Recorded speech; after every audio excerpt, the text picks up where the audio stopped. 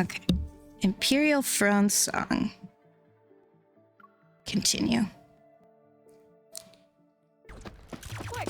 Steal the main bridge's blast doors! Those Empire bastards have already taken control of the secondary command center!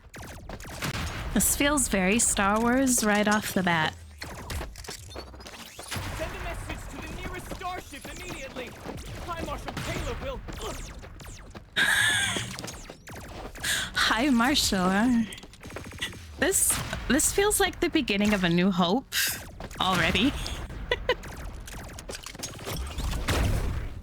One of my Imperial guards takes down the last soldier. Wait. Standing outside the blast doors. Imperial Guard Captain gives me a laser firearm and I slowly raise it. I aim it at the mechanical lock located at the center of the blast doors.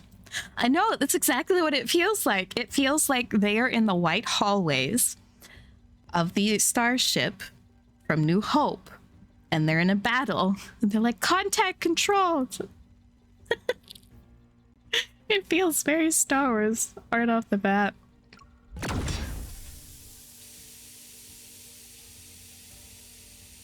The bridge's blast doors spring open, releasing a cloud of frosty white vapor. Your Majesty, all Federation soldiers have been subdued. The starship now belongs to you. And Caleb's a part of the Federation, and they're calling him in, so he is Darth Vader? Is that what this is? Oh my god. Okay. Interesting. We jammed their comms in advance. The Federation's High Marshal won't learn of this for at least 3 days. If you say so. If you say so. Reinforcements will arrive within 1 week to escort you safely back to our home planet. Yeah, he is Anakin. And I am a huge... I'm a huge puddle for Anakin Skywalker.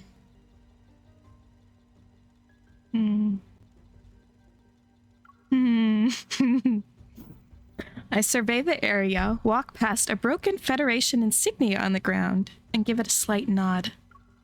The Federation dared to touch my belongings. This starship will serve as their reparation. I know, 3 days. Like, this is Caleb we're talking about. Mr. Perfection himself. Well, not perfection, perfectionist, I should say.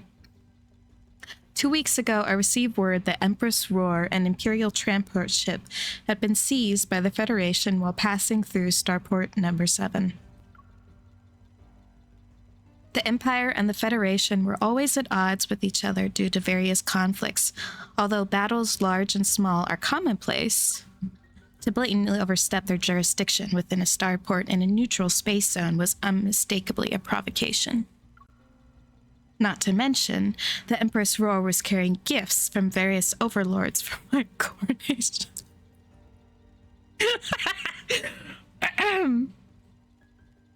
Caleb.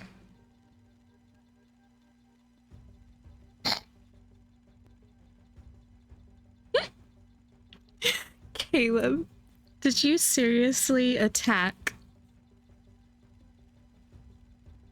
a ship that was holding gifts from various people trying to vie for my affection and possibly my hand? Because you didn't want them giving gifts to me and trying to get close to me? That's what I'm pulling from this.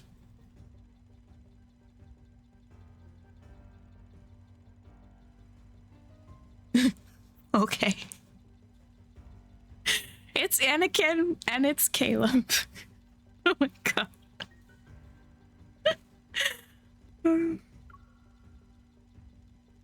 That's funny. Have the guards inventory the warehouse. Record everything that's missing or damaged. Isn't the High Marshal still recovering from his injuries? I'll send him a letter of concern in 3 days. Imagining the expression on his face when he receives it makes me smile. Include a reparation invoice as well. As you wish. You know, I understand that you guys are close, but you really should not play with the rest of the galaxy to get your petty squabbles across.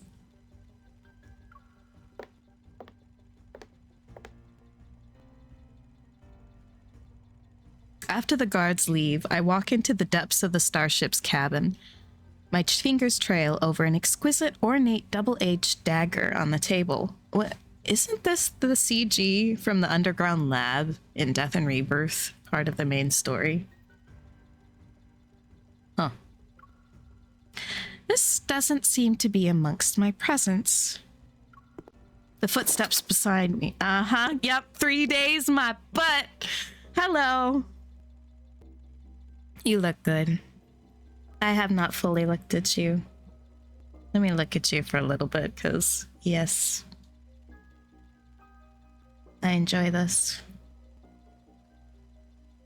It's a mix of uniform and formal dress wear. And I'm into it. I am so into this. I wish I could make him turn, but I do have his outfit, so I will go and look at his outfit after this if he doesn't show his butt to me. I know his shoulders are so wide. Oh my god. I am a sucker for this outfit. Whoa.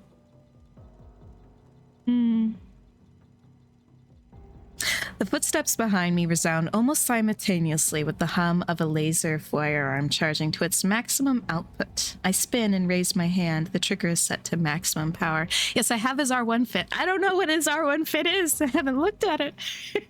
Is it ripped up? Or is it a different color?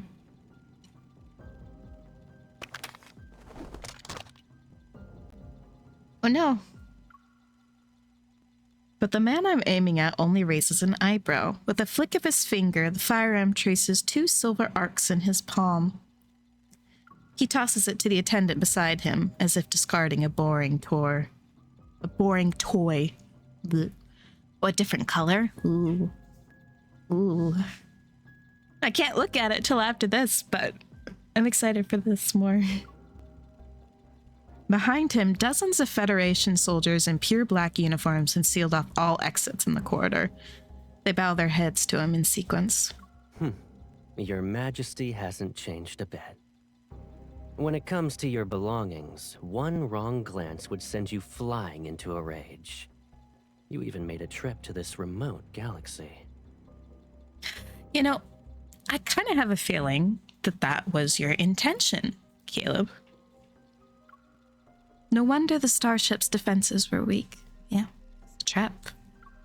I anticipated the Federation would have a backup plan, but I didn't expect Caleb to appear in person. The Imperial guards still need time to form a counterattack. I still need to stall him for now. The same can be said about the High Marshal, no? I heard you sustained minor injuries, but it looks as though you're all right. You rarely leave your Imperial planet. So of course, I had to personally welcome you to make sure everything was all right. Caleb smiles as he raises his finger, and the Federation soldiers' weapons simultaneously turn to me. My baby sister. I was spoiled a little bit on that line, but hearing him say it, oh my god. Your Majesty, the nobles are waiting in the audience hall. Uh-huh.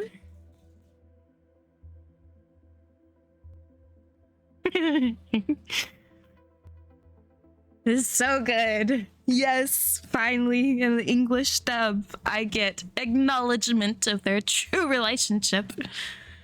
Excellent. Oh, good. As for the interception of Empress's roar, someone leaked the intel. However, we don't know who... They're riled up and saying we must demand an explanation from the Federation. The Empire and the Federation have been at war for centuries. We don't need an excuse. And the nobles don't want an explanation. They want to see the new ruler's position and capabilities. Oh, yes, I have not seen this. I am excited for this. I'm excited where this goes. A ray of sunlight falls on the flowers in the vase. I set down the stems in my hand and gesture for the maid to clean up the scattered leaves. They should pay the price for daring to target what's mine. I pause and recall the new interstellar report from a few days ago about the attack on the High Marshal in the capital. I'm afraid Caleb's life in the Federation isn't as always glorious and carefree as I thought it was. He most likely doesn't have the energy to manage starport-related affairs at the moment. This is the perfect opportunity for me to take the initiative. I sit up and take the robe the maid offers me. The Nebulatia apples at the starport number 7 are in full bloom, yes? I plan to visit them myself. Apples, you say? Unfortunately, having a plan is one matter, but the changes brought about Caleb's appearance are another story. More than 10 dots from the laser sight appear around me. I face them head on and take 2 steps. Killing me is easy, but did you think about how you'll handle the aftermath? Although I'm the Emperor's Empress, there are plenty of potential heirs to choose from once I die. I shrug, lower my weapon, and smile. My successor might not be interested in playing these childhood games with you. It was a joke, Your Majesty. Uh-huh. If that's what you call blowing up a ship, if you say so. Caleb waves his hand, and the guns behind him are immediately lowered. Traces of weapons smuggling appeared at the starport, and the Federation is assisting the Lorne Galaxy with its investigation. It's all for the sake of interstellar peace. I think that was just a convenient excuse, darling, but if you say so. If armed conflict were to break out, it would threaten the safety of shipping routes. You know, I'm matching his tone and way of talking because he's kind of drawing everything out in a very seductive and teasing tone. And I gotta match him. Let's set aside the matter of peace. If the Lorne Galaxy sought help from the Federation, that would be a reasonable justification. As a shipping hub at the center of our node cosmos, its stability affects the entrance of many galaxies. Those small gifts the overlords offered you might very well be destroyed in some transportation accident. Oh, I wonder why that was. Was it really because of smuggling? Even Your Majesty, who owns the entire Empire, would feel that minor wound. Am I wrong? Since you know this, you shouldn't have interfered with my private transport spacecraft. You know very well I won't let this slide. Or are you saying you went through all this trouble just to lure me here for sightseeing? Caleb approaches me and picks up the double-edged dagger, but he makes no move to slide it back into the sheath at his side. It's been a long time since we last saw each other after your coronation. I missed you.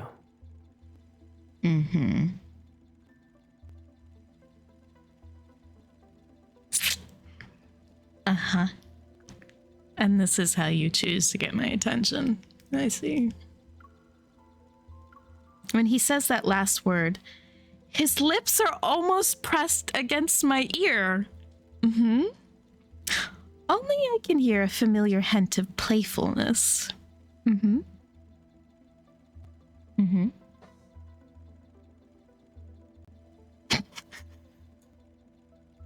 Dear Jesus. My finger curls around the loaded laser firearm as I lower my gaze. Caleb is the person closest to me, but at this moment, he and the Federation are the Empire's greatest enemy. If I want to secure my position as Empress, I will inevitably cross swords with him. Oh. Well, either way, I'm trying to do this. What the heck? I don't want to kill Caleb.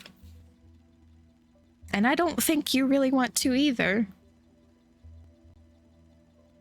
What the heck is this choice?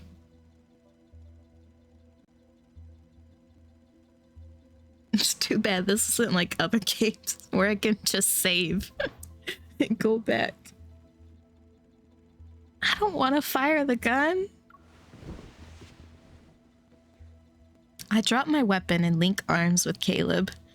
My smile slowly widens. Regardless of what the future holds, this game-like power struggle has only just begun. I plan to savor it for a long time. I missed you too. Before I came here, I heard nebulacea apples bloom beautifully. Would you like to accompany me to see them? He puts her arm around me while sheathing his dagger. Good answer. I know the perfect spot. Uh-huh. Inside an observatory...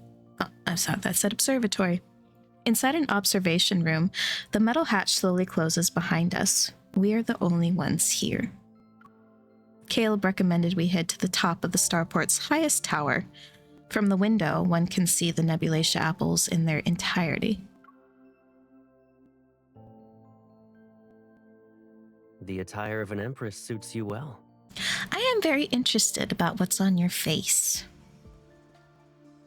It's giving me We Are the Borg vibes.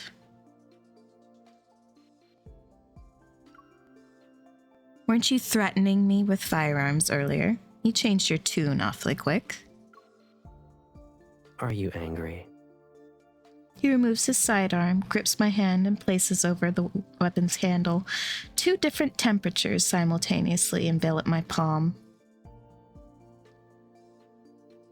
That feels a little sensual. Oh, you'll have to forgive if there's booms in the background. It's New Year's and people are setting off fireworks. You could hold it and threaten me. You think I won't shoot? Well, I really won't. But I guess MC would. You won't. His fingers glide across my wrist and trail down my arm to reach my back. The rough texture makes my breath hitch for a moment. Boy, they're really teasing each other. I'm the only one who has played these kinds of games with you since childhood. He tilts his head slightly and affectionately kisses my cheek. Oh, hi. Hi. And my guess is that you don't want this to end too soon either. What is with that low tone of voice? No, the boom is not Caleb. The boom is outside. Unless he's giving me boom boom. I'm gonna listen to that again because his voice went really low. And wow. And my guess is that you don't want this to end too soon either. That just hit something. That hit something really nice inside me. Yes. It's favorite it, for goodness sake. The vocal fry zone? Oh, the voice that I'm doing right now. I can go even lower if you prefer. I can go even lower.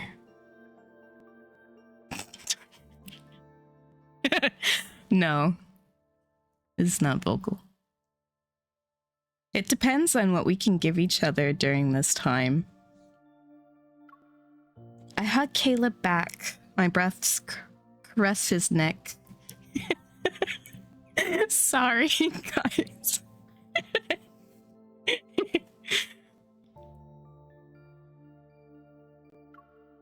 The Nebulatia apples flower at this starport are beautiful. I like them. You can visit this place more often when you have the time. I can keep you company for as long as you want to look at them. I narrow my eyes and pretend to accidentally step on his foot. You've forgotten that what I like must belong to me. That's a good statement. But as long as you let go, in time I can let bygones be bygones. Maybe the relationship between the Federation and the Empire could be mended through us. However, it was never good to begin with. Caleb shows no sign of loosening his grip. Instead, he picks up a strand of my hair and twirls it around his finger. I know you well enough. You're upset because you didn't get the upper hand. Let's see. Another Imperial fleet should already be on its way here. I love that I have another outfit with gloves. The starport now, I'm afraid what I'll face won't be your reconciliation. I might as well be caught in a pincer attack. I'm sorry, honey. I was distracted by your beautiful hands in gloves and all the things you can do with those beautiful hands in gloves.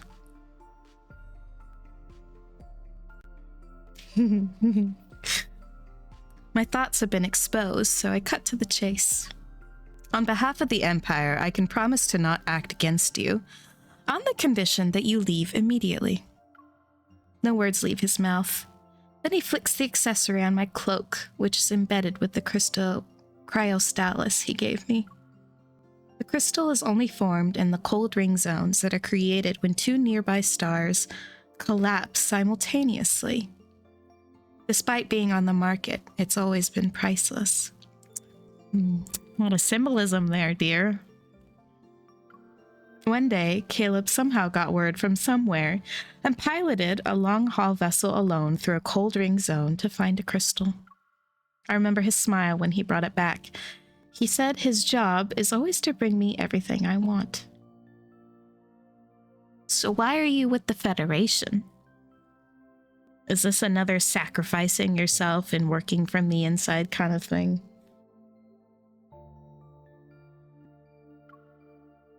But what if we want the same thing?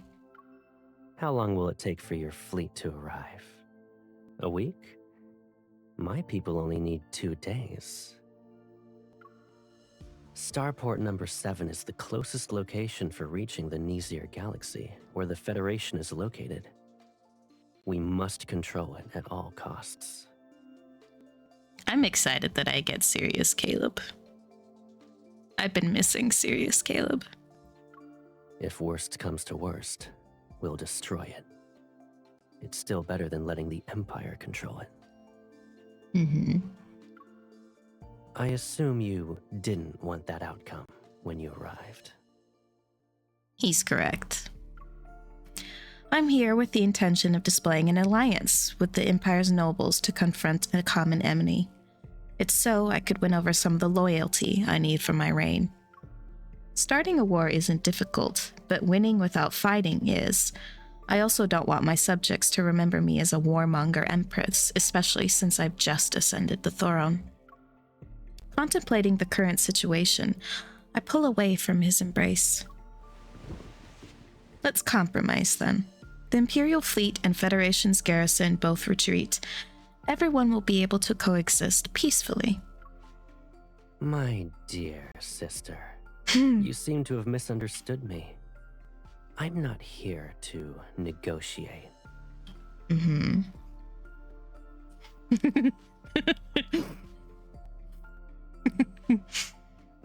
Starport's viceroy submitted his resignation, and the Lorne Galaxy has accepted the new candidate who was recommended by the Federation. It was when we were viewing the flowers.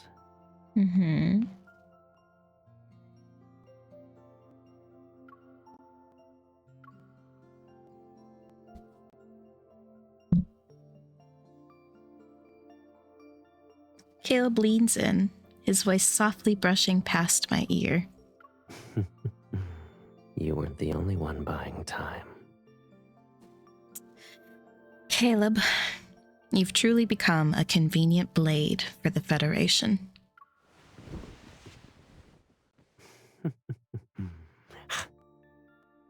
What? What was that sound? What was... Is that a Vulcan neck pinch or something? Did you bite me? What? A dull pain spreads from the side of my neck. I reach out to push him away, but he catches my wrist first. Are you referring to this? You... How dare you? I struggle and Caleb's arms tighten around me. The Lorne galaxy is frequently plagued by turbulence. It's better to wait for your fleet to arrive so they can escort you back to your home planet. For the next few days, just relax and focus on catching up with me. Oh, his kiss descends without warning. Oh. Boy, the whiplash. Oh my god. Amidst the entanglement of lips and teeth, I bite his lower lip. I only feel satisfied when the metallic taste of blood fills my mouth. This feels like a fan fiction, but into the game. All the tropes and the story. But I think I've read a story like this before. I'm into it. But oh my god.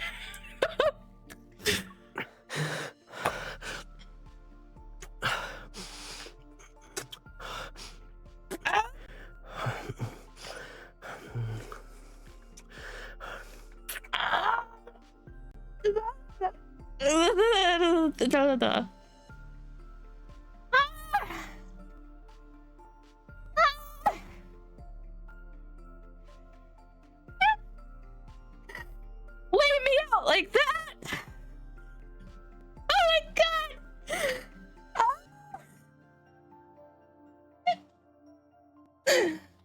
Oh,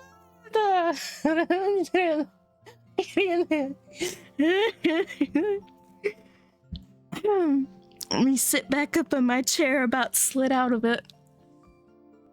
Oh my god.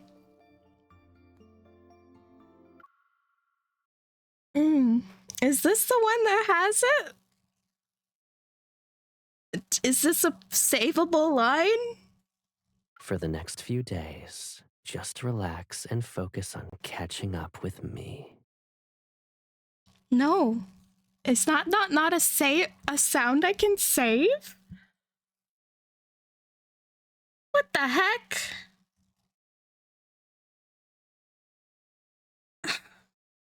But that was amazing.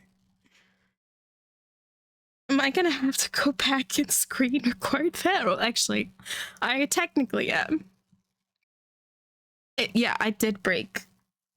Oh my god. It's only the beginning of the card, Caleb. You gotta edge me a little bit first, please. Since he took what he wanted, this is the lightest price he'll have to pay.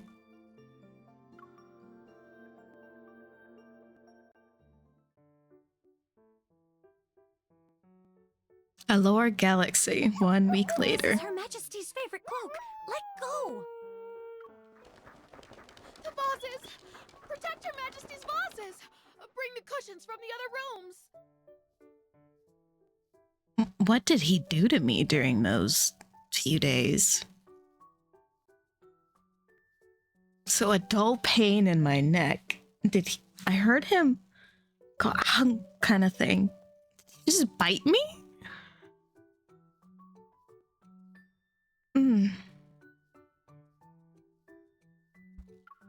Shortly after the fleet escorted me back to my home planet, which is in the Empire, Caleb's apology gift arrived. The dog, you know.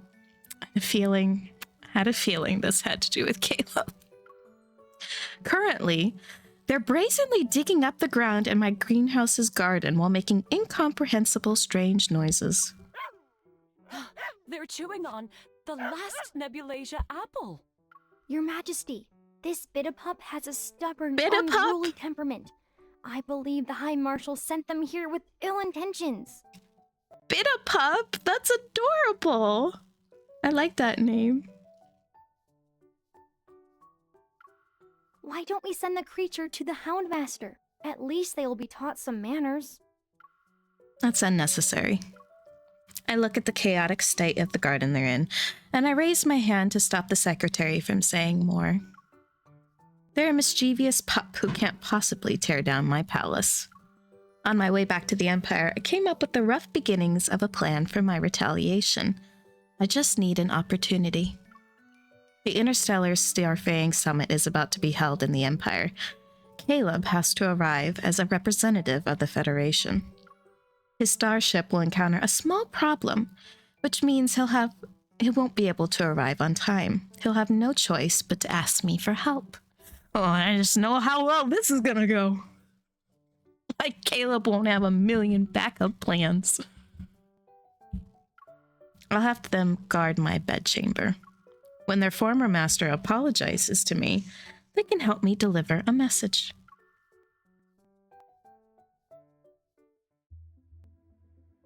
Ooh, that's a cool throne room. In the cosmic year 129, people dissatisfied with the cosmic empire left the Allure galaxy. They announced they would establish their own nation in the Nazir galaxy. Thus, the Glory Federation was born. The Federation opened its doors to all of the Empire's opponents. Within several decades, it rapidly grew into the Empire's most powerful adversary. In Cosmic Year 150, the Empire formally declared war on the Federation, and so, for hundreds of years, the flames of conflict never ceased. Both sides claimed victories and defeats, but the two great galaxies always maintained a delicate balance. Neither could completely shake the other's foundation. In Cosmic Year 642, a young man who grew up in the Imperial Court voluntarily switched sides and went to the Federation to study. At that time, no one knew that this young man who rose to the position of High Marshal in just 5 years changed the entire cosmos. So this does seem like a working from the inside out kind of situation, but who knows? Excerpt from the Star's brief history. 2 months later. But before changing the cosmos, there was another important matter awaiting this young man's attention. His unexpected absence from last evening's summit, which was being held in the Empire, is the result of bidding on the Lorne Galaxy's long-haul vessels. Due to personal reasons, I will regrettably be absent for this interstellar starfaring summit. He sounds so cool. I know! So cool. I mean, Anakin, when he first switched over, he was gonna kill Palpatine and then raise up Padme as his empress, and they would be emperor and empress together and rule the galaxy. So he was a turncoat, but he just kind of stayed there after Padme died. Oh my goodness, this scene, this is cool. I'm interested though, is this his evil working, or is this just supposed to mimic him talking through a channel? I know he's talking through a channel, but not sure what the effects are for. I hereby extend my sincerest apologies to all participants and to the organizer of this conference, the Empress of the Cosmic Empire. Yeah, King, get it.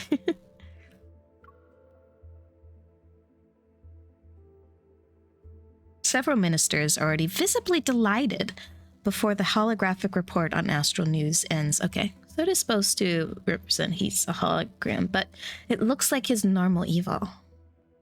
It's as Her Majesty predicted. The Federation would never admit that their starships experience technical malfunctions. Who could have predicted that replacing one small component would make their superior navigation system malfunction? I bet you he shows up anyway. Representatives from the Lorne Galaxy want the Empire and the Federation to bid for the new long-haul vessels so they can gain a profit. Right. Yeah, I know it's a hologram projection. It's just interesting that they decided to use his evol to represent that he's a hologram. Because that's normally what his evol looks like when he uses it.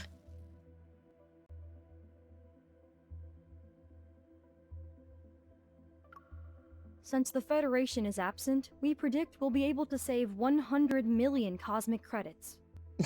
Good grief. Your Majesty is truly wise. In a good mood, I tap the armrest of my throne while accepting the minister's flattery. Let's secure Lawrence's long-haul vessel production line for the next 3 years before the Federation realizes what's happening. Caleb will get a taste of returning empty-handed this time. After everyone leaves, I reopen the news report from earlier and wave my hand to rewind it by several seconds. Then I take a screenshot. This obedient, apologetic expression is a rare sight. I'll send it to Caleb later so he can see it for himself.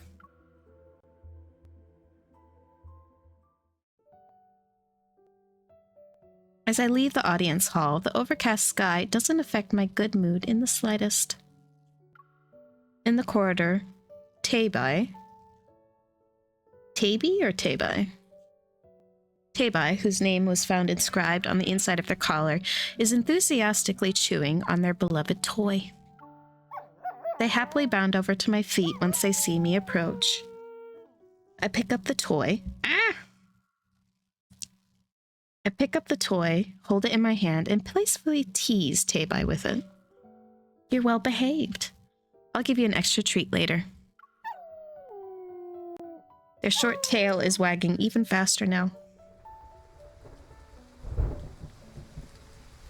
As raindrops suddenly fall, I scoop up Tabai and head to the next greenhouse for shelter.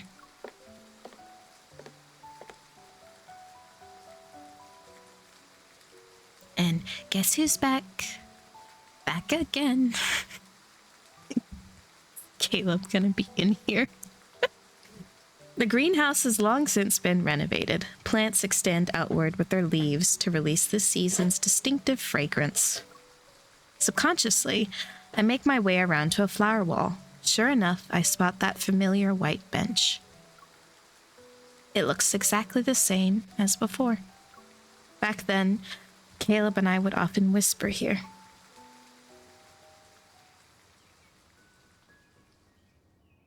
Oh, that's what he's wearing when he was in the Imperial? Oh. Cute. Flowers bloom abundantly in the greenhouse. We avoided the maids by hiding in the blossom shade. Must you go to that weird academy? It's the Glory Federation's Interstellar Military Academy. It's the best military school in the galaxy. And they taught you to talk all slow and low and seductive and drawing everything out to the next word.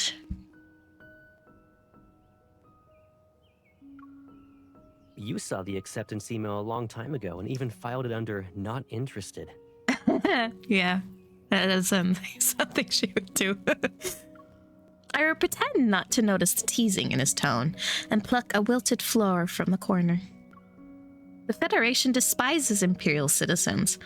They might never let you graduate. Don't worry. I'll be going there as a neutral planet's heir. No one will cause trouble. But if you go to the Federation, you'll have to start over. Starting from scratch to reach the position of High Marshal sounds exciting, though. But you become the High Marshal. You won't just be my Caleb anymore. I furrow my brow and he pokes the space between my worry lines. No buts. Don't you trust me? When you're the Empress and I'm the High Marshal, we can change the current relationship between the Empire and the Federation. And what happened to that, honey? What happened to that, baby doll? I see nothing like that.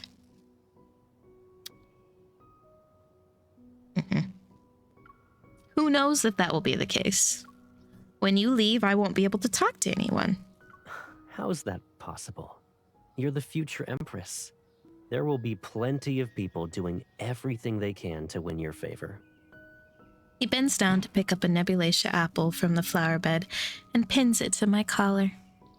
They're like this flower. Regardless of its rarity, all you need to do is look at it a little longer, and it shall bloom forever in your garden. I know, but they can be tiresome sometimes.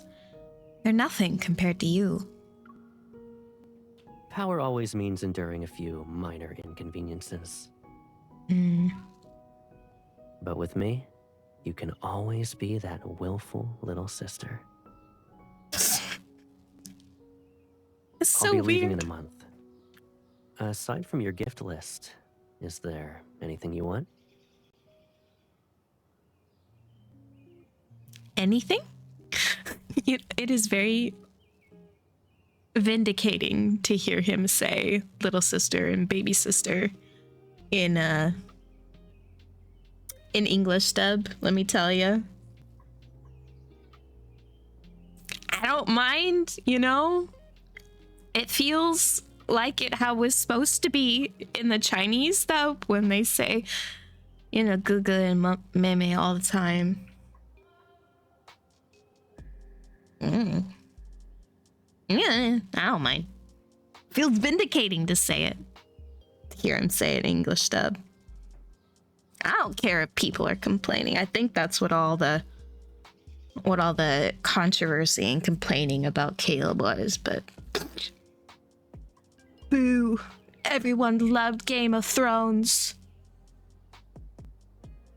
Everyone loved that. And these people aren't actually related. Who cares? The people in the show in Game of Thrones were actually related. And Caleb and MC are not.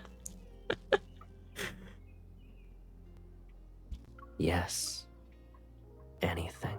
Oh. Why you guys say it like that, Caleb?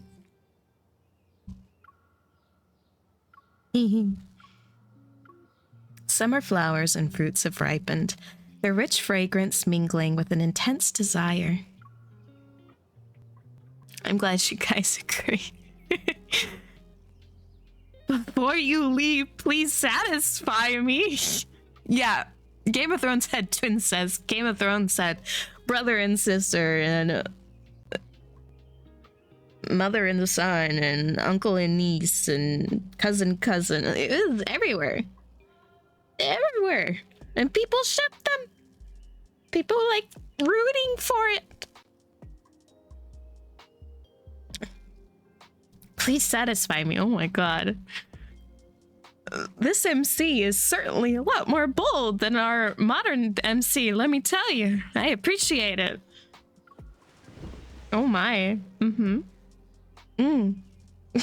the first time? So they just have a month of them doing it before he leaves? You know, this is very fan fiction. This is very fan fiction. And she just reaches up and kisses him without talking to him about that? Talking about it? She just goes for it. She's like, nope, I'm ready, and kiss. She didn't even talk to him. She is brave. I tilt my head up and kiss his lips for the first time. Oh my god. Back then, I had no idea what I wanted to taste. I'm sure you do now. Uh-huh.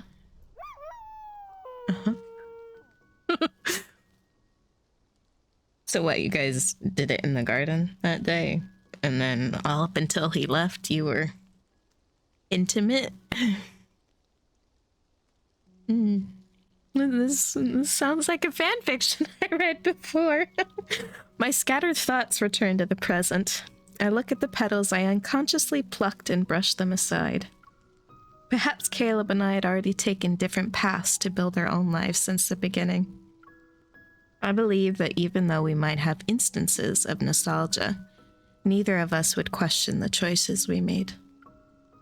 Just don't know when we'll see each other again. Your Majesty, the High Marshal has arrived. Speak of the devil and he shall appear. Or think of the High Marshal dicking down and he shall appear. Huh?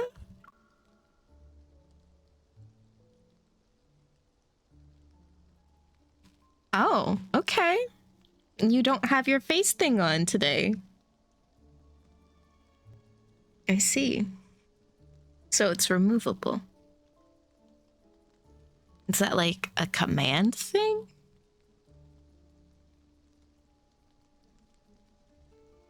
I'm thinking, is it like a communication device that he just wears on his face?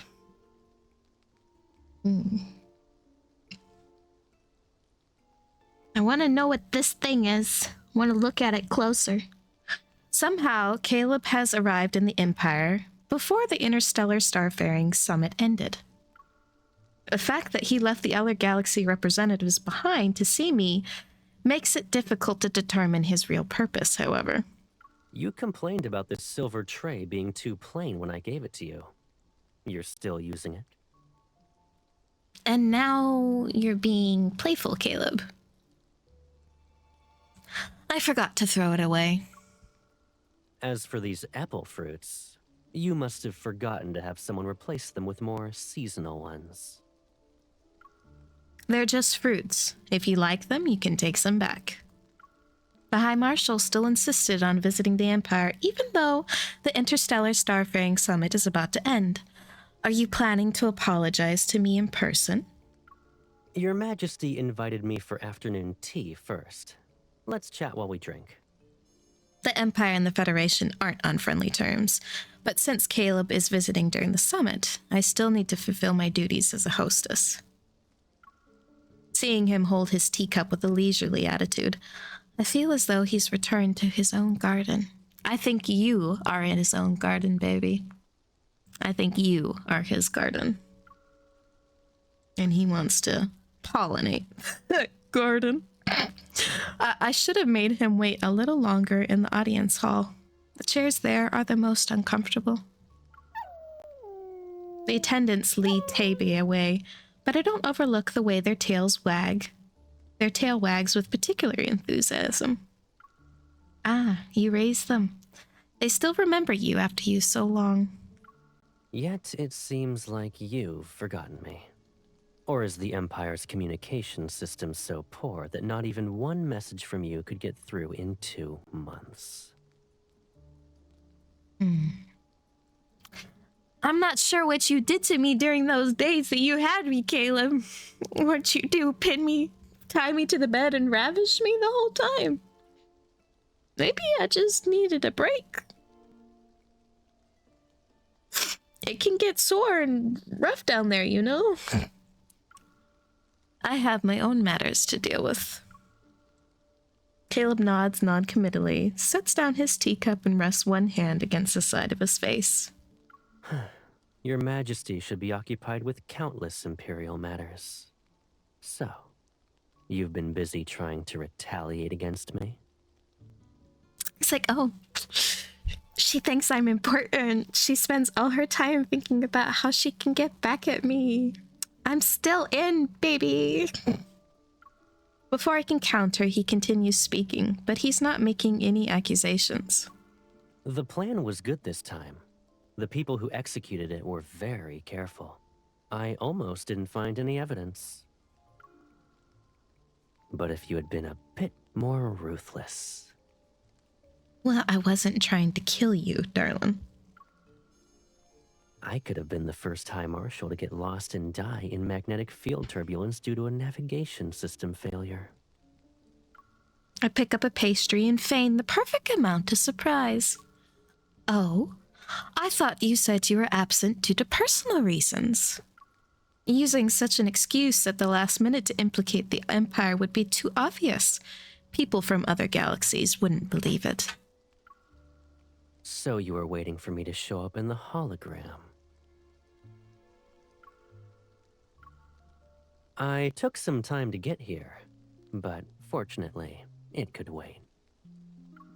Like a magician, he produces a bouquet of flowers. I'm stunned. You took the time to prepare this. I was already late, so I figured showing up later would be more to your liking. I really want to look at your backside. I'm sorry, that's a random statement for you, Caleb. But I want to look at the back of your coat because I can see things and I'm very interested. But look at the other backside too. That's not what I wanted.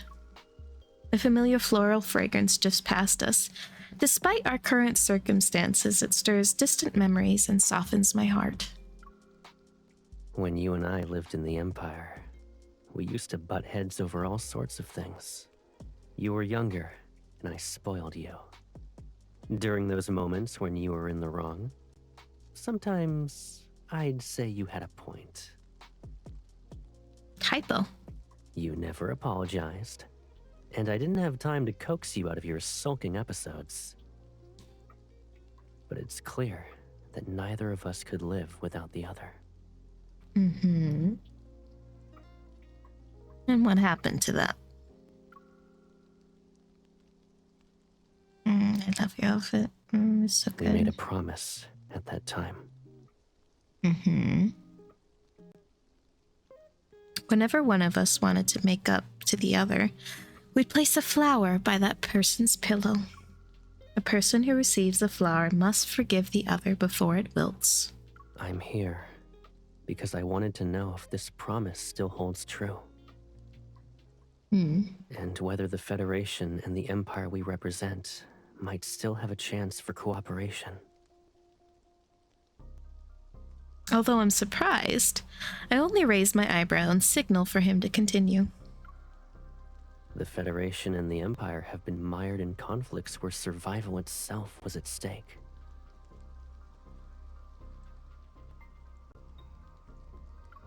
But after hundreds of years, this struggle has long since become a pointless habit. From minor clashes to wars, each one consumes finite resources while others prosper. It's not as if I haven't considered the matters he speaks of. The tension between the Empire and the Federation stems from more people maneuvering beneath the surface. They create a turbulent undercurrent that never stops. But if going with the flow takes the least effort, why should I position myself as a reef? Since there will always be those who profit from conflict, any attempt for a collaboration would face significant resistance.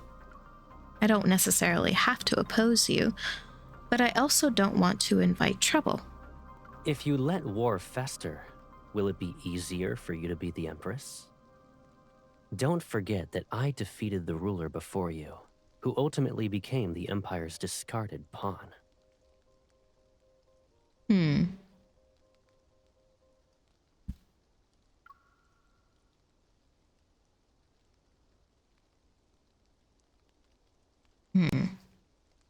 So he's working behind the scenes to make everything happen to his plans. I see. Caleb continues speaking in a measured, persuasive manner, but I detect a hint of something suspicious. You're confident you can defeat me. Why are you actively proposing cooperation? The Empire has many heirs, but only you are my baby sister. Why wouldn't I favor you?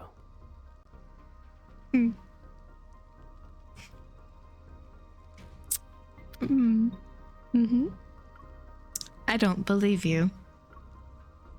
That being said, I'm also aware of how Caleb's proposal is worth considering.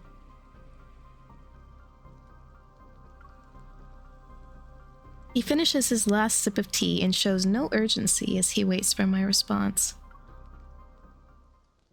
Come to think of it, it's been a while since we traveled together. Why don't we look at what I found while I was lost this time? I think you'll be interested. Hmm.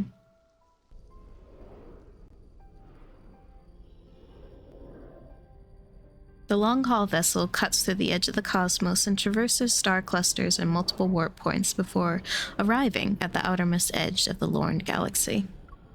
Interstellar dust gradually decreases during the latter half of the journey. Caleb steers with precision to avoid countless obstacles. Luckily, I was able to practice on the way here.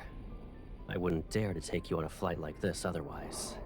I think it gave you the perfect opportunity to show off your piloting skills in front of your subordinates. You're not wrong.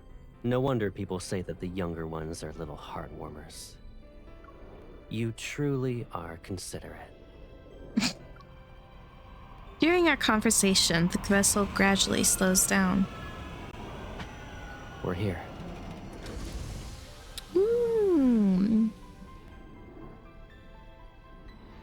Can see a little bit.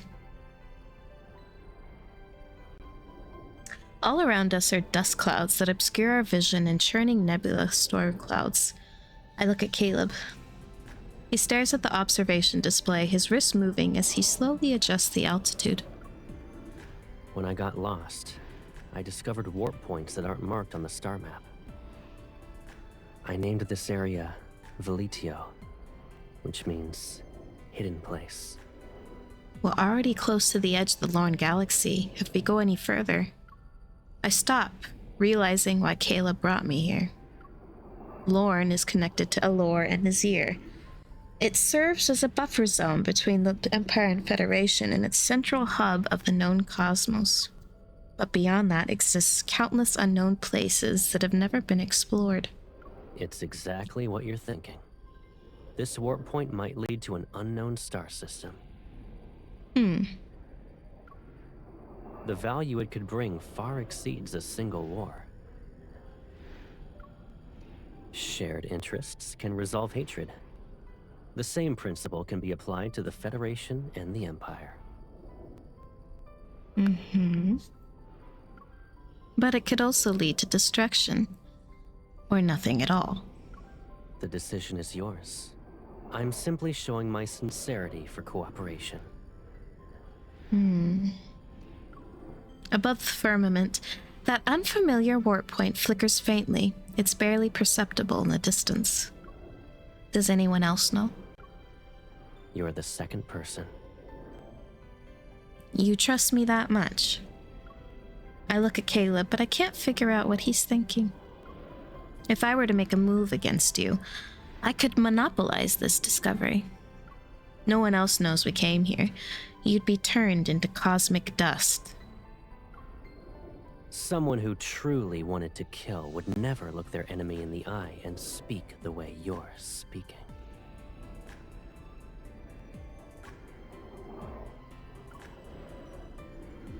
I need to think about this.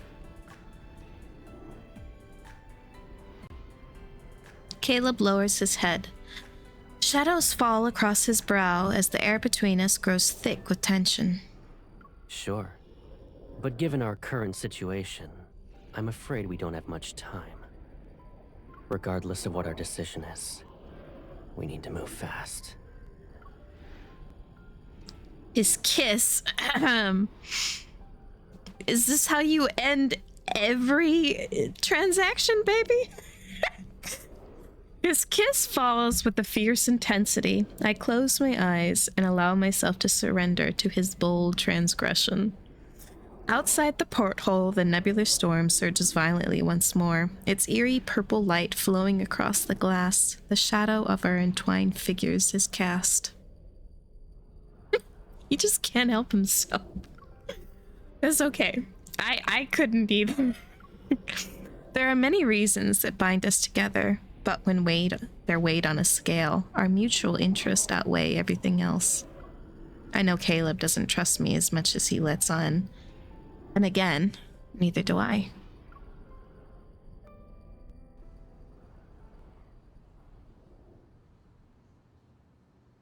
Morning light pierces through layering clouds and casts light gray shadows around the massive long-haul vessel. They're arranged in a formation at the center of the square. Faintly trembling from the engine's heat, massive holes are painted with the emblems of the Empire and the Federation. Around the square, nobles advance slowly within layers of guards while commoners gather around like a tide on the innermost ring. At the highest point of the ceremonial spacecraft, I stand shoulder to shoulder with Caleb. We overlook this performance of peace. The Empire and the Federation will form a joint fleet for the first Veletio warp trial. The stars will be our witness to this program, as it paves a smooth path towards cooperation. Lasting peace shall last longer in the cosmos.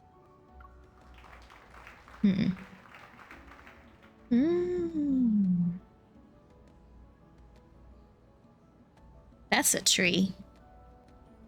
Right here? That's a tree.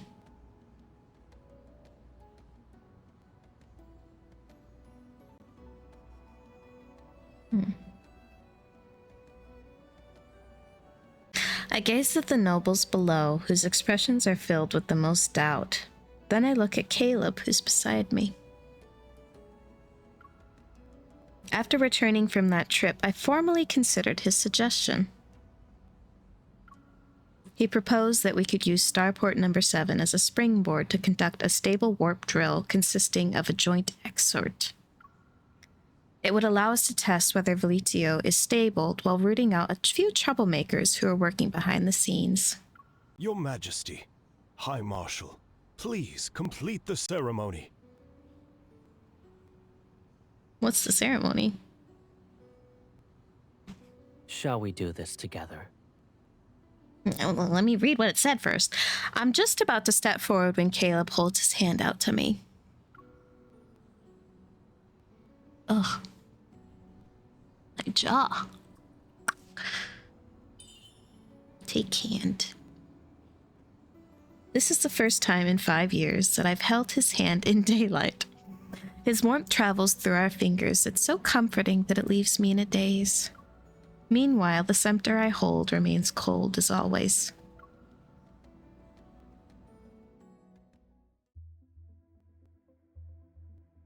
Two weeks later. According to what Caleb and I agreed upon, he will lead the first phase of the Veletio warp trial. In daylight, I know. Like, all those secret nighttime rendezvous getting you, huh? He'll establish an observation center at Starport Number 7 and use the brand new warp tech point to dispatch fleets in batches. Yet before the first fleet could even depart, the Empire's agents planted at the starport reported bad news. I didn't expect the Federation to act so quickly. It's only been a few days since they stationed themselves at Starport Number 7, and they've already found an excuse to form a blockade around the area. Our people and long-haul vessel are still being detained. Communications have been cut off as well. They almost kept us in the dark. The Federation can't be trusted. We never should have entertained the idea of cooperating with them. We've lost 10 of our newest spacecraft.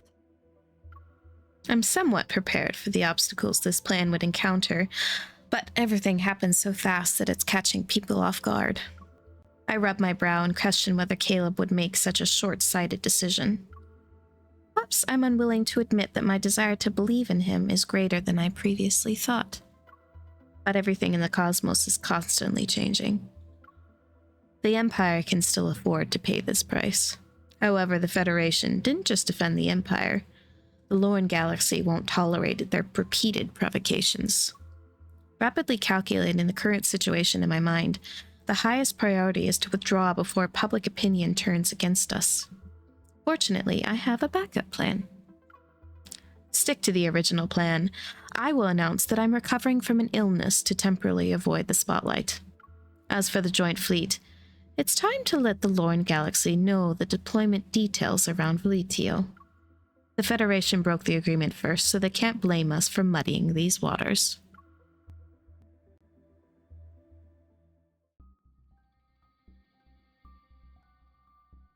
With the resolve to distance myself from this mess, I consistently claim I'm ill and remain in seclusion for the next 2 weeks. Each day, apart from taking walks in the garden and walking my bit-a-pup, I spend my time in my bedchamber or study. This could truly be called leisurely. Until tonight, that is.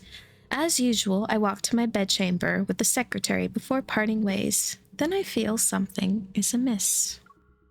The maid seems to be somewhat nervous. Your Majesty? Did something happen while I wasn't here? It's the same as usual. The Duchess visited and brought her nephew, who reportedly admires you.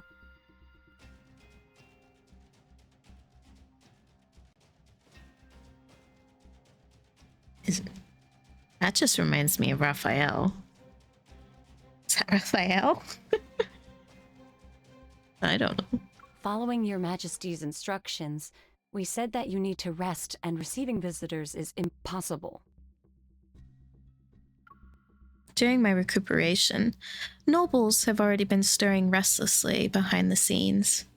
There are also no shortage of those just wanting to seize an opportunity to curry favor. Teibai is still lying beside the door. They normally bark when they catch a stranger's scent, but today they seem unusually well behaved. Well, I guess we know what that means. I'm overthinking it. I don't think so. I give a slight nod, and the maids immediately understand. They open the doors to my bedchamber for me. Before the doors are fully open, I catch sight of a familiar outfit. Caleb. Ooh, nice view. Wait, no. Why are you here?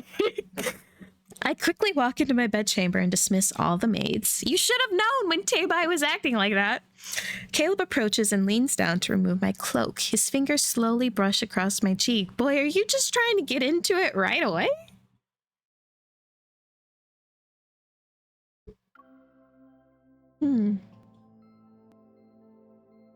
You look terrible.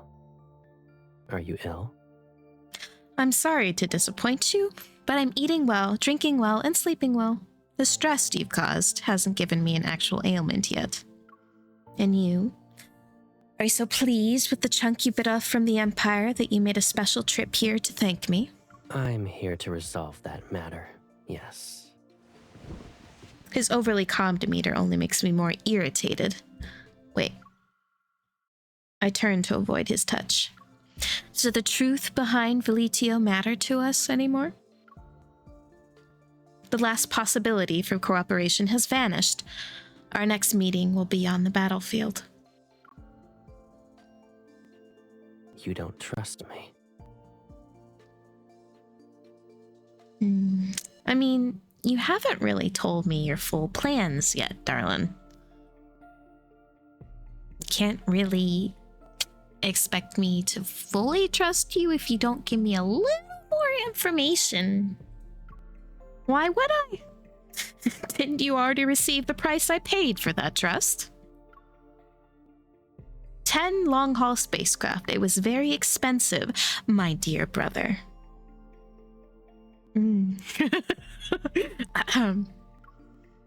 Don't talk to me like that.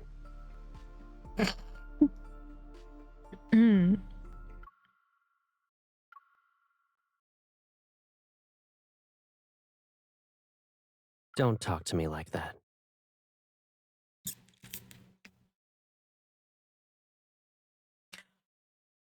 But what if I want to talk to you like that? What are you gonna do, Caleb? What are you gonna say?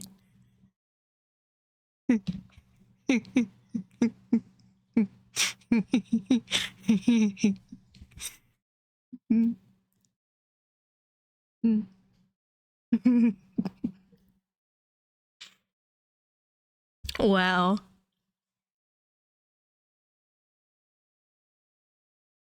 This is amazing.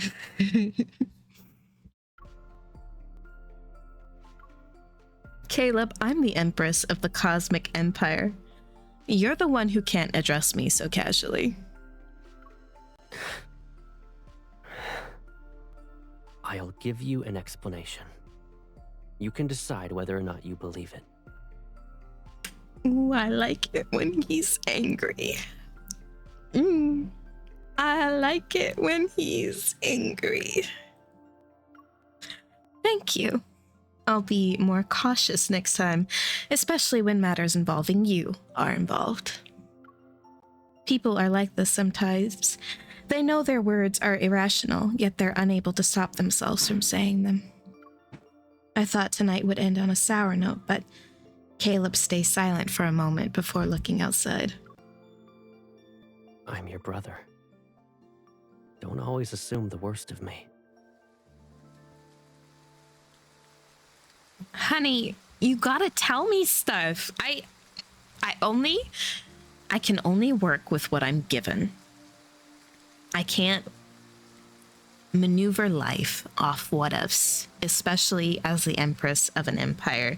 I cannot take care of an entire galaxy and the people under me based off of what ifs and trying to figure out what's going on inside your head. It cannot be decided off of mind games. So if you don't want me to react like that towards you, you need to tell me what's going on, even if it's just a small amount of whatever's happening. Even if you just say, hey, things are gonna look bad at first, or I think this thing might happen, be prepared for it, but you just gotta trust me on it. Even if you can't give me all the information, you gotta give me something to work with. That's just how it's gotta be. I can trust you all I want. You can be my brother, you could be my husband, but you're just doing all this shady crap when you don't try and say, hey, it may look bad at first, especially after 5 years of us being apart and just playing enemies? Well, you crazy. At some point, it started raining again. The pitter-patter creates a delicate rhythm against the door window frame. There are no other sounds. I turn away, avoiding his gaze that shines with a new emotion. Forget it. I'm not in the mood to play this game with you. You'd rather play with another man?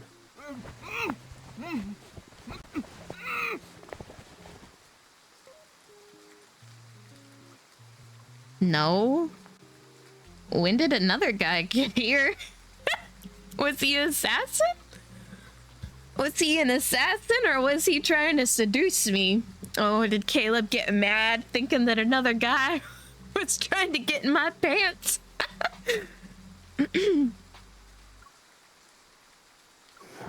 You'd rather play with another man? Nope. You're it for me, baby. I look toward the sound and see a rug at the foot of the bed. It's rolled up and the vague outline of a person wrapped inside is visible. Behave. Falling out of the window of the Empress's bed. Chamber can barely be considered leaving with dignity and grace. The rug thrashes more violently. Caleb narrows his eyes and kicks it. The room falls silent once more. Yes, yes, yes. That was harsh. You're worried about him?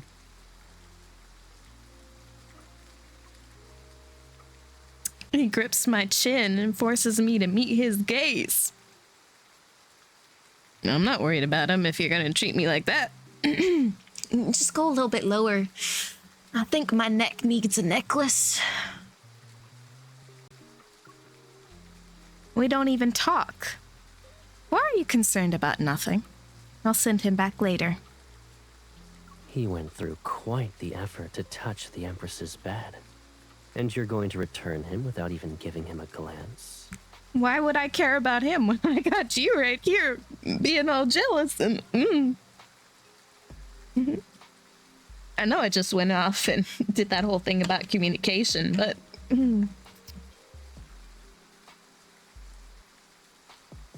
I got other things on my mind now. Especially if he's gonna tell me to behave. His face is decent, but his physique... There's no need for that. Plenty of people like him compete to get closer to me, and there are others with superior physiques.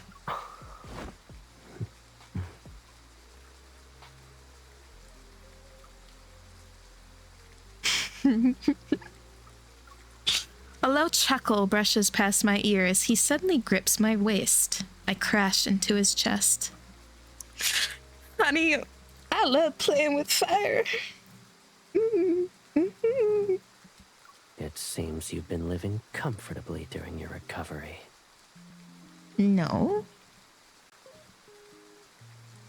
I just like teasing my tamer.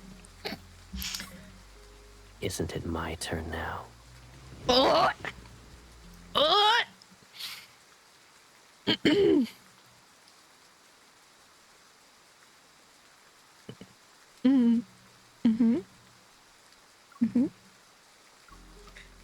The sarcasm that doesn't escape is crushed between my lips and teeth.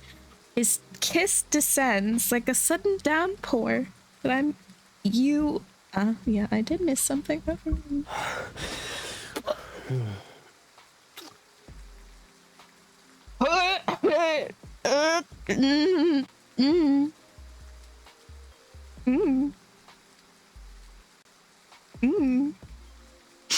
My body surrenders before my will can resist. For some reason, we seem to crave each other more than usual tonight. My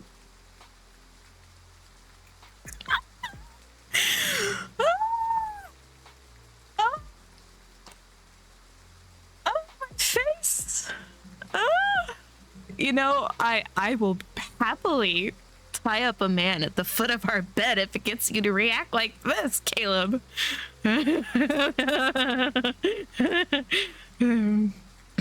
No, I'm not controlling the horny. I'm not.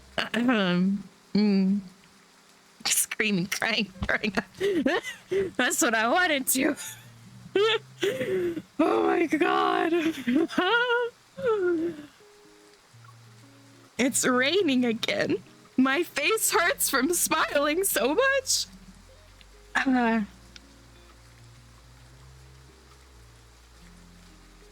Maybe it's sore from holding it wide open for something else. It's raining again, and maybe, just maybe, we're both tired. This weather is perfect for holding someone close. Or perhaps we finally see the unabridgeable rift that lies between us, yet we're unwilling to accept it. Before everything completely falls apart, we still desperately hold on to something. Oh, he's doing the heavy breathing animation. It's my favorite animation.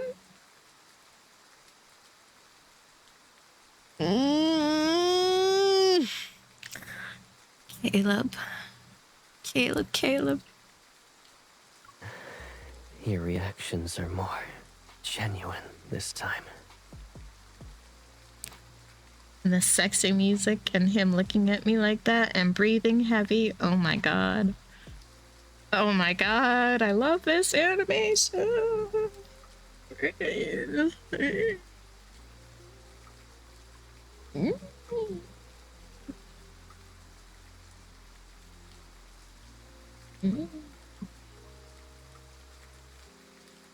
Rain. Rain is very important to Caleb. I know. I could go into a whole rant about this, but I want to see what happens.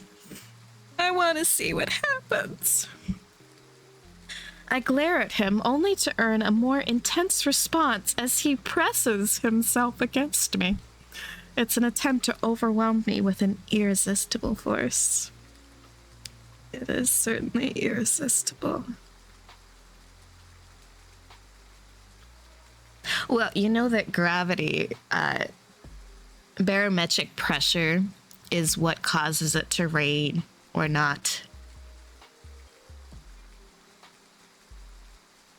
and that is gravity, barometric pressure. So yes, Caleb can affect the weather. That's part of why I think in a lot of his cards, something important is happening to him, an emotional moment. It's always raining.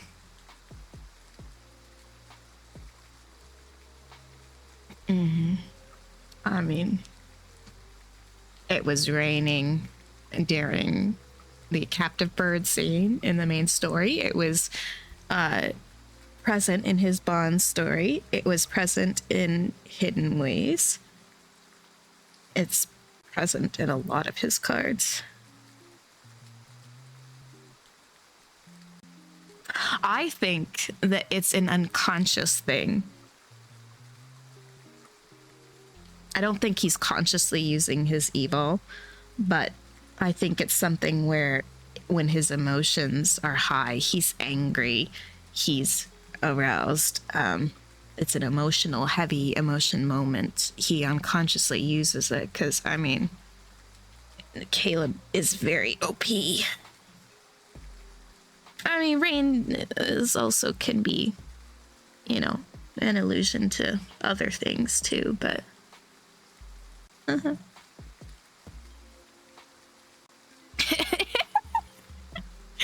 yeah. There's other meanings too. I will agree with that. Neither of us wants to surrender. I forcibly push him, and he has to wrap his arms around me as we both tumble toward the bed. This is exactly how I would act.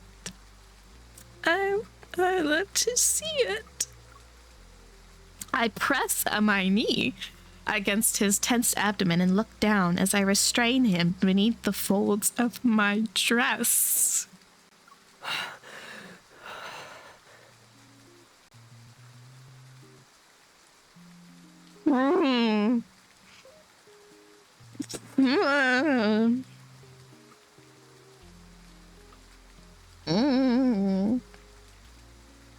Why can I not say things, though?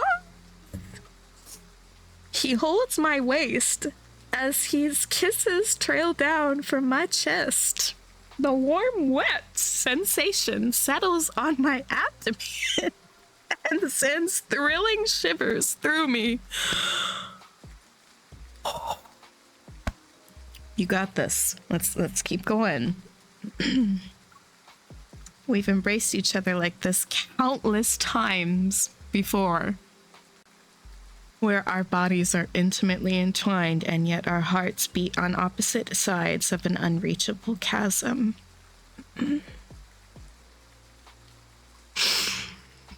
I know why you wanted me to do this with you in the beginning. You're used to having everything, so you're unwilling to accept that I'm the one thing you can't control or claim as yours.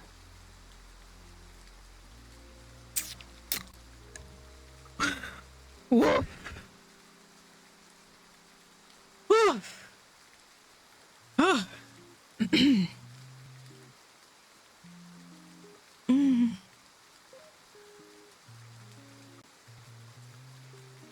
Oh my God.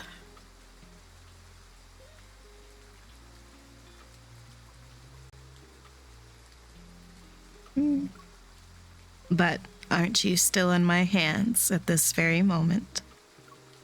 I release my grip on Caleb's hand and lets my fingers trail downward from his Adam's apple.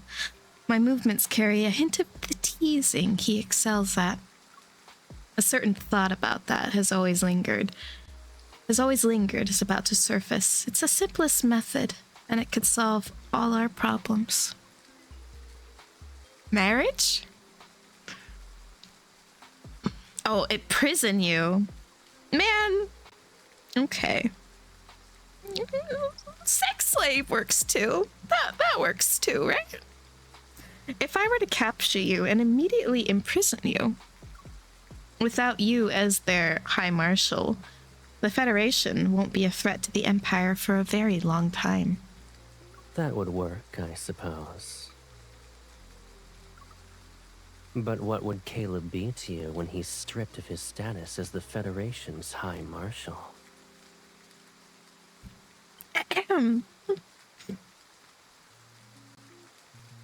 Well, y'all know what I'm choosing.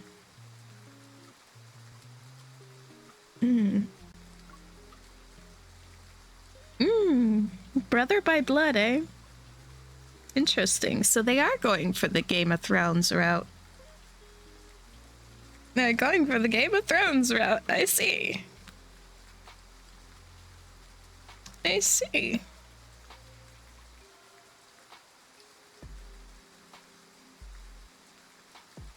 You are my brother by blood, and my natural-born enemy. As long as you bear the name Caleb, I will never feel at ease when I sit on my throne. I'll give you a new identity, abandon your past, and stay where I can see you every day. For example, my bedchamber is the perfect spot. You want me to be your secret lover. A mere shadow that no one remembers. This is what I Names saw. and identities are nothing more than pieces of cloth. Even if you strip them from me, you still won't be able to truly trust me.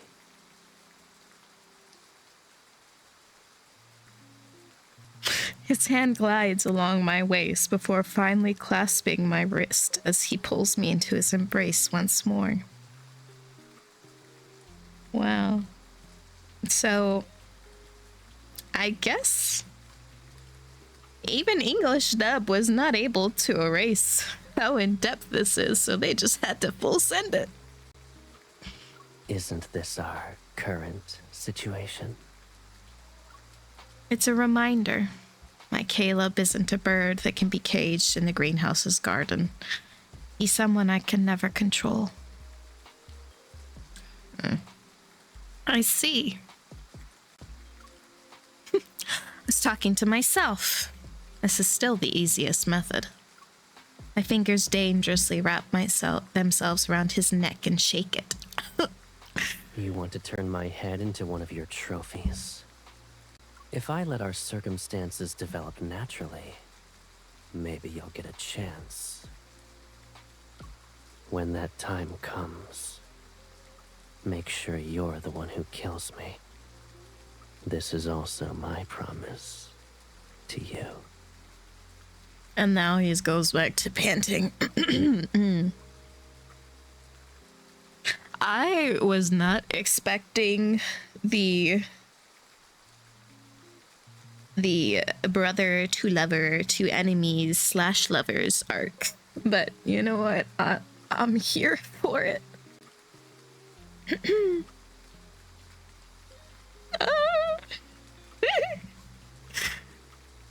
That's crazy though that they made them actually blood related, if I'm reading that right.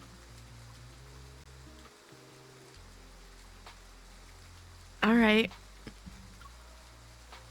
In his eyes, I see myself wearing the same complex smile that's on his face. Long ago, our hunger for power tore holes in our chests and filled them with cold, ruthless hearts. Caleb and I are prisoners of our hearts' lack of mercy. We're merely puppets who are controlled and deceived by them. But perhaps we can still do one thing. One tiny act of resistance. Let's leave future matters to the future. At this moment, I want to feel the warmth you leave in my body.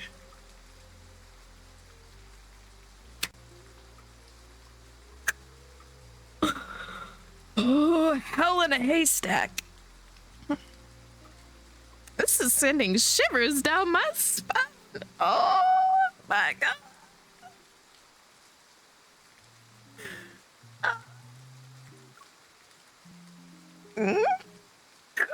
Grief. I take his hand and guide it to my warmest depths.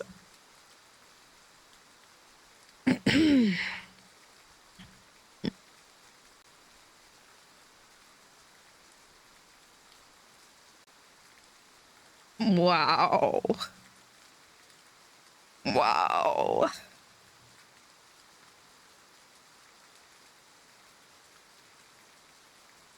Mm. And they said the anniversary wasn't gonna be spicy. That's a lie. Wait. As long as we have it to prevent us from being too cold, that's enough. How long is this? It's longer because I'm sitting here having to stop myself and mop up the puddle that's forming underneath my chair. My God. When we embrace, he seemingly wants to embed himself into my very being. He wants to return to that point in primordial chaos where we had yet to be separated. I can really see the hints for the new myth coming out, let me tell ya. My God. I can't handle this. I should probably speed through this, but I can't. I don't want to. Our passion isn't born from understanding and trusting each other. Our refusal to be consumed by that horrible emptiness gave rise to it. Intense pleasure and faint melancholy mingle and merge. They wash over us in waves from where we're connected. If this is what love is, then we're in love.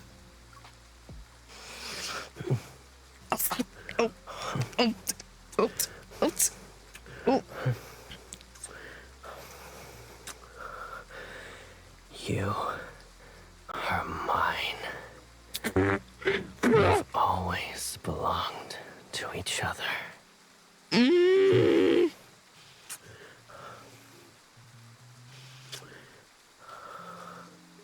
cosmos in its entirety can't even compare to your kiss right now.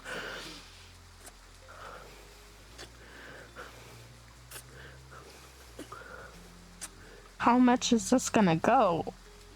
Oh my God. Oh, I'm trying to keep myself from screaming. I blew your eardrums out with the last one. I don't want to do that again, but oh my God. Oh.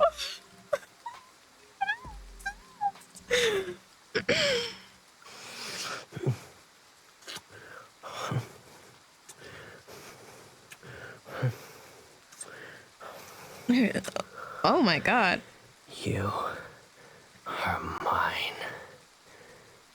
We've always belonged to each other.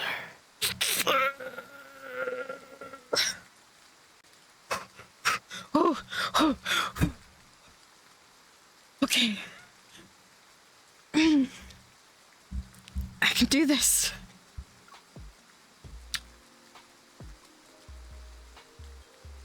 My tongue catches something salty and bitter. Are these my tears? It turns out even tears of joy are still astringent. But does it matter? I've already kissed him. My heart is beating so fast. The Federation has betrayed us and has taken control of multiple starports in the Lorne Galaxy. We know their next target is the Empire. As your Empress, I have the responsibility to allow the Council of Elders to pass the Imperial Emergency Act. This is not a declaration of war. It's to ensure we won't be caught off guard when the crisis truly arrives. On the holographic screen, today's speech in which I announce my recovery and return plays repeatedly. I gaze at the figure speaking eloquently in the video, yet my thoughts turn to a person who's at the other end of the galaxy. As we parted ways that day, Caleb cleaned up the aftermath at Starport number 7 by himself. I don't know what he did, but even the Lorne Galaxy was pacified. The Empire's spacecrafts were returned. Caleb packaged this crisis as my victory, and it even earned me a considerable amount of admiration from the nobles. This is his explanation to me, and perhaps the reason I might be able to trust him again. However, we know a cosmos that's about to be ignited cannot be doused by droplets of water. The communication device rings, interrupting my thoughts. Oh. How have you been? Why is this so casual? I'm sorry. His nickname feels very, very appropriate right now. That cracked me up. This feels more casual than it should be. Not too bad, but not great either. You? Same. I saw Taby had torn up your precious garden last time. There was dirt everywhere. I sent a fresh batch of Nebulasia apples. They'll arrive in a couple of days. I hope they can survive a little longer under Taby's teeth this time. Speaking of which, they managed to chew an entire lace trim into my bedroom's curtains. You want to see the photos? Sure. Don't spoil them too much, though. I don't do that. When they're not being mischievous, they're actually adorable. This guy hubby's killing you. I mean, it feels very appropriate for this, doesn't it?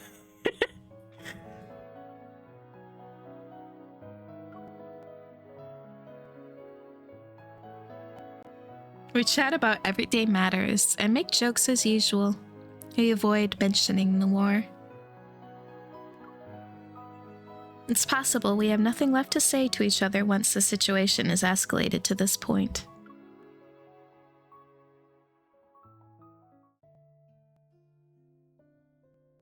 Two days after the umpteenth border scuffle between the Empire and the Federation, the Nebulasia apples that Caleb sent bloom. Petting Taby, I sit on a bench in the greenhouse garden. This is a rare moment of peace. Suddenly, hurried footsteps resound outside the garden. I turn and see the serious expression on Your the Majesty, secretary's We face. have an emergency. There was an explosion in Starport Number 7's transit zone. The Federation claims that the starship involved bears markings of a transit authorized by the Empire. A sound of washing water echoes in my ears again, and I see myself drifting downstream toward the only direction available to me once more. The nobles are already waiting for you in the audience hall. Let's go. I pat Taby's fluffy head and stand up to leave. Clutching a flower, they roll around on the grass, their tail wags as cheerfully as always.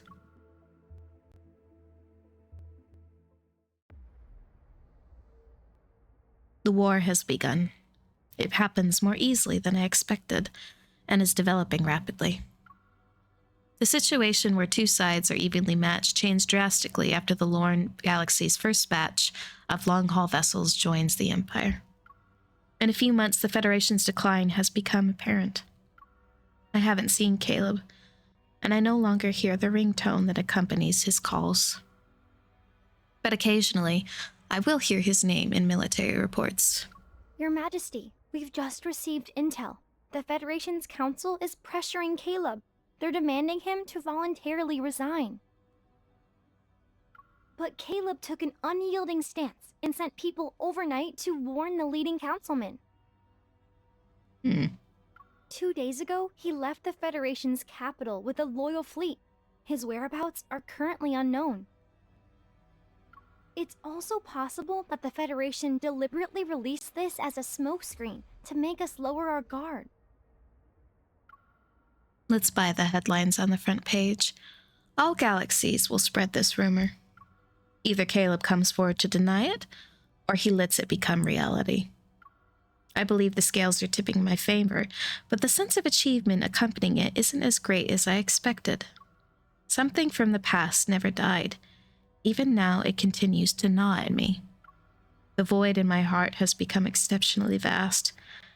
It's an emptiness that couldn't be filled even if I possessed the entire cosmos.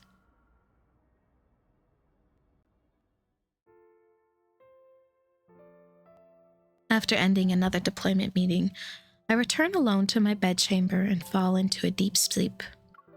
In my dream, an indigo wasteland stretches across cosmic dust. Something older than memory summons me. I raise my head and see the moonlight outlining a familiar figure.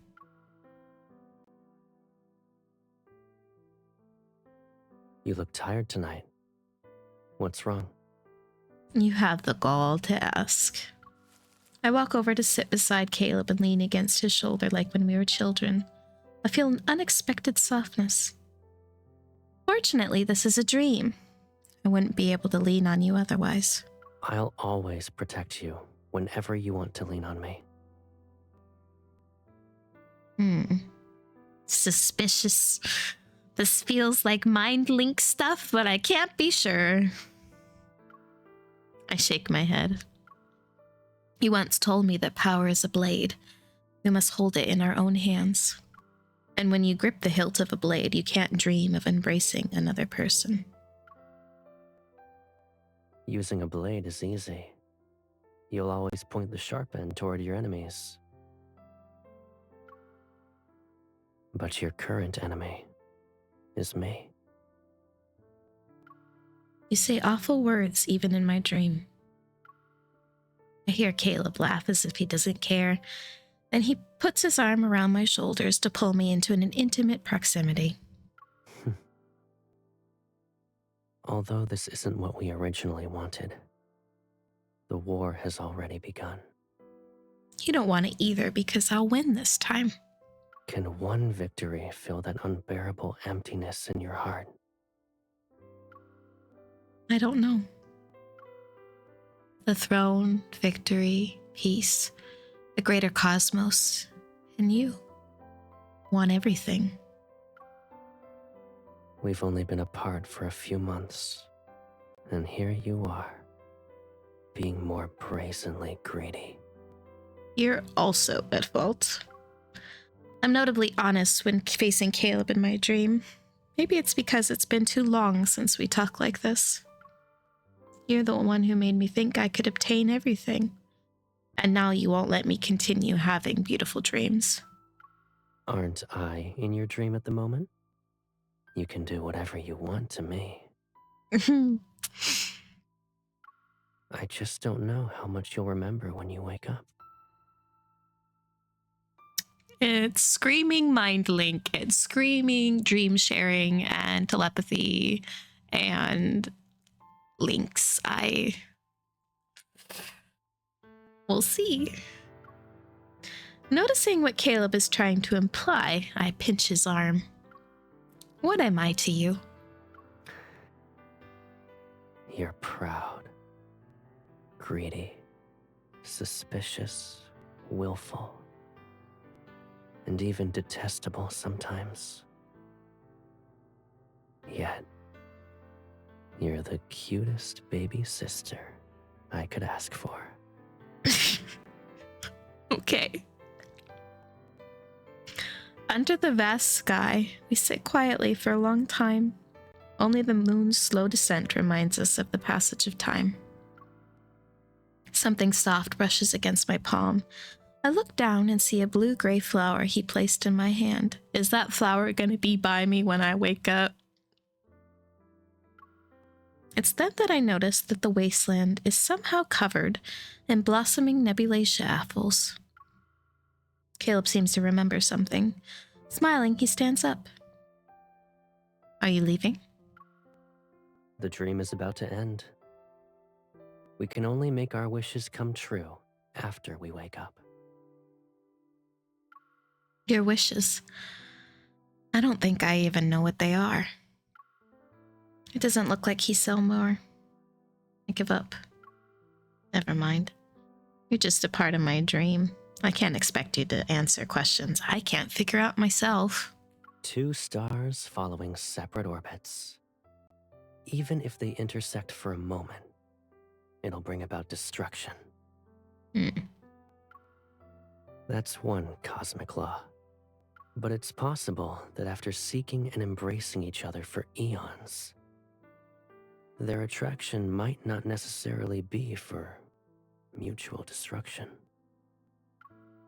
Still trying to make sense of his cryptic words when he turns around. He walks towards the edge of the wasteland where the moon has fallen. I want to catch up with Caleb, but I step onto empty air and rapidly fall. Before my consciousness drifts away, I hear his voice again. It's more distant. Aren't you curious about my wishes? I want the rules of this cosmos to change according to my will.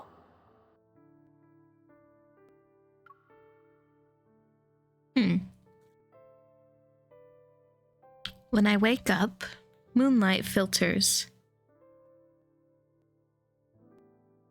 through the lattice window and falls next to my pillow. Looking at my empty hands, I feel disoriented. It seems someone once gently, tenderly held them for a long time. Even now, warmth still lingers.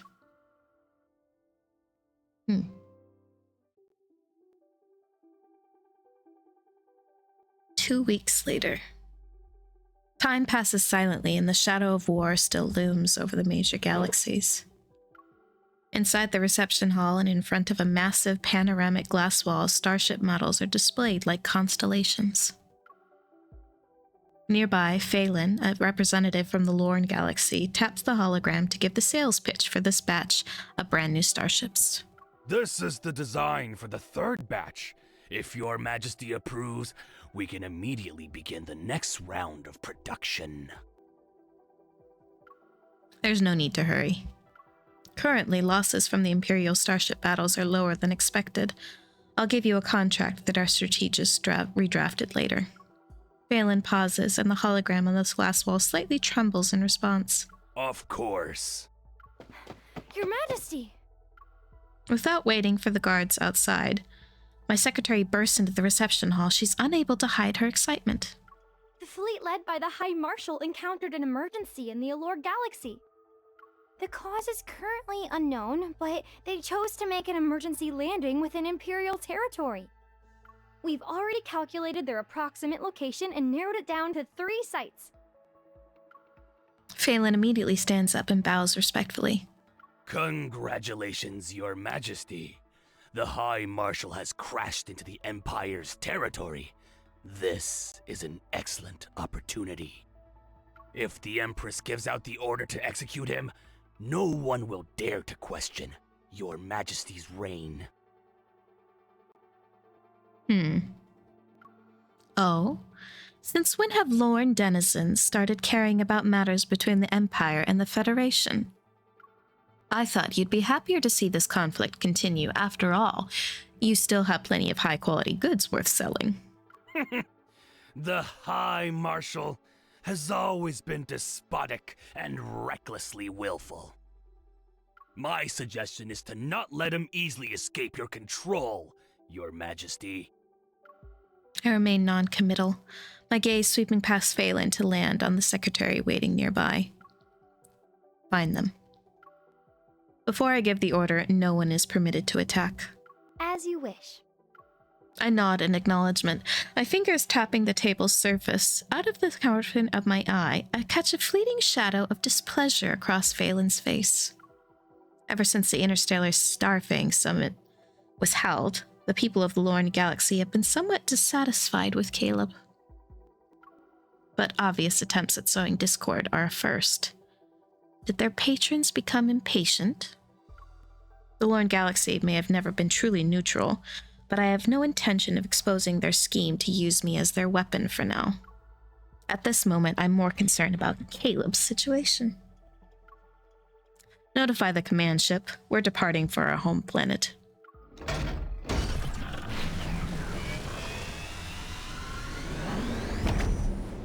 The command ship traverses through the dark cosmos. Stars streak past at light speed as if the entire world is disappearing behind me. I think I have too many things to ask him after 6 months. In what capacity should I meet you this time?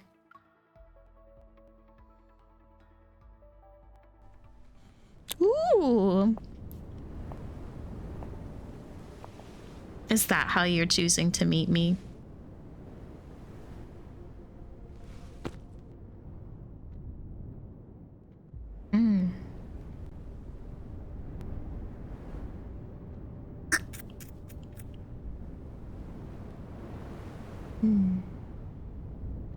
I gotta plug it in. Hold on. That means I can look at him a little longer.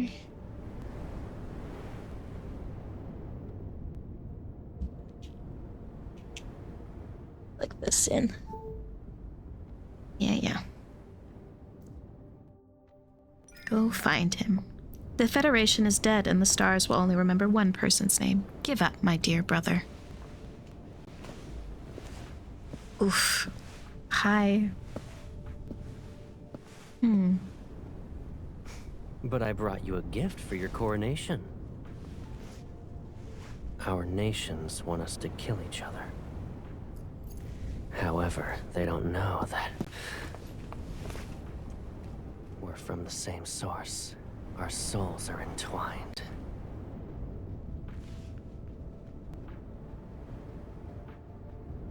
Even my phone got drained seeing Caleb. They're like, he's too hot. Abort. Do I have to push him away?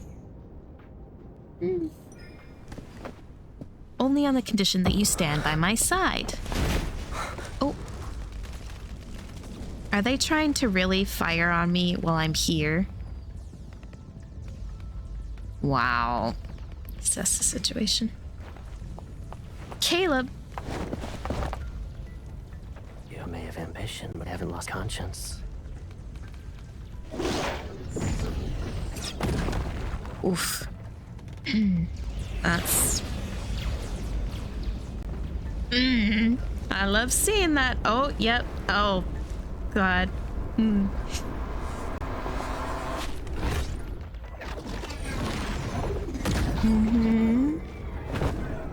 Sealing their own fate. Yep. Anakin all the way.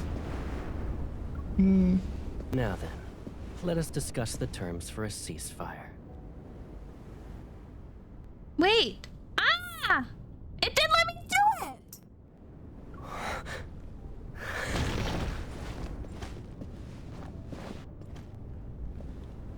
It didn't let me do it! Caleb, what do you want? You.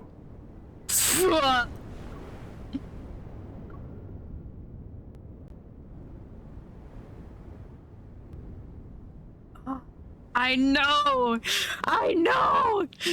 His face, he looks, it's so awesome. I love seeing that. That is like my favorite side of Caleb, the duality. And I've always said that he reminded me of Anakin Skywalker. He has force powers anyways, and and that was so Darth Vader. That was so Darth Vader.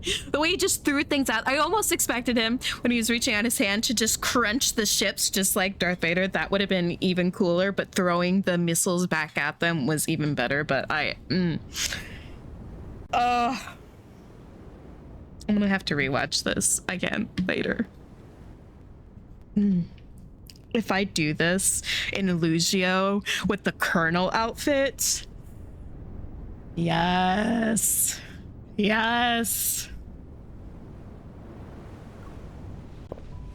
But after tomorrow, you won't belong to just me anymore.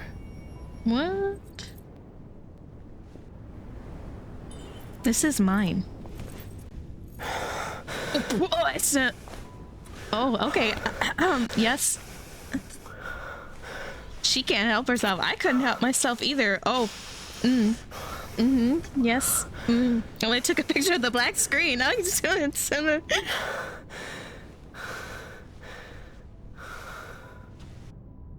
suppress him.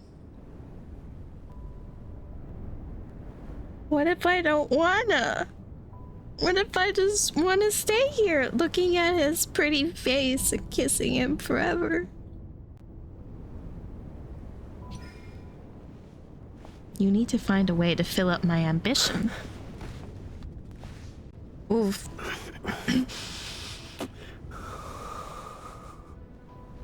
That was an aggressive kiss. Then let's make this our solemn vow. we'll forge our shackles anew.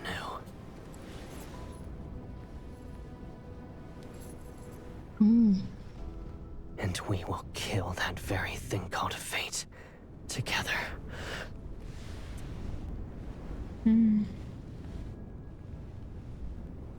Wow. Can I watch that again? Can I? I want to watch it again. Take more photos.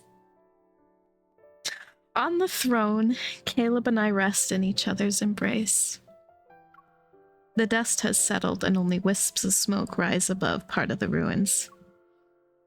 Imperial generals have regained control of the situation. It's not hard to track down the forces that tried to sabotage our negotiations. Yes, I want to watch it again. Man.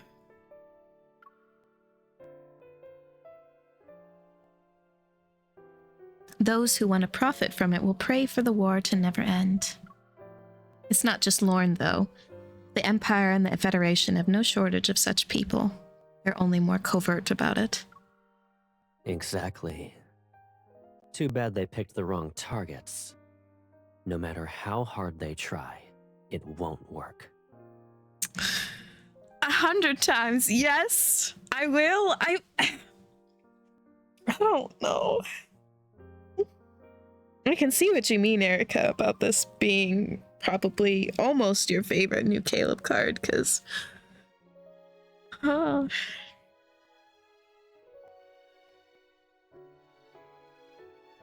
feel like I've been through the ringer.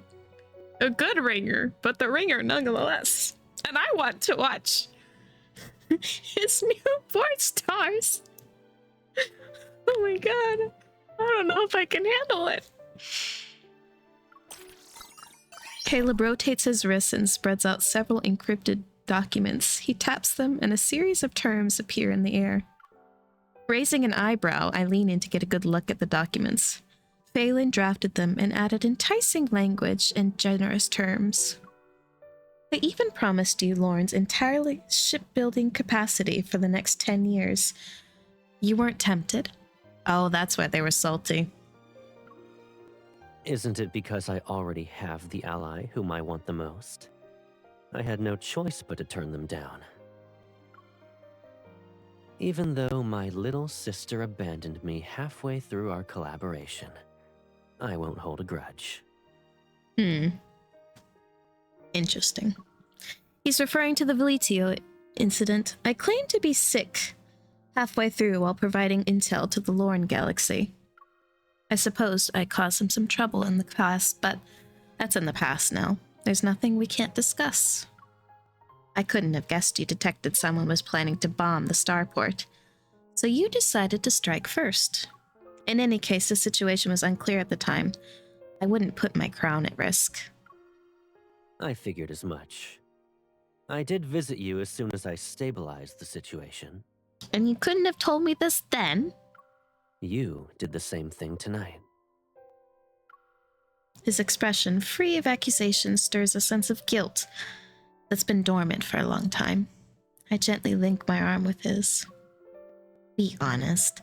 Didn't you think you might die if I hadn't arrived in time? What if the others persuaded me and I decided to kill you? He doesn't answer my question. He only lowers his head to kiss my hair with the intimacy. Veletio, and the plan we created. I still believe it can change certain established rules and lead us to a different future. What do you think, Your Majesty?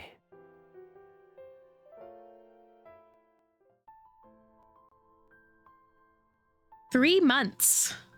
This covers a very long amount of The time. Federation have reached a consensus and renewed the Centennial Mutual Assistance Treaty.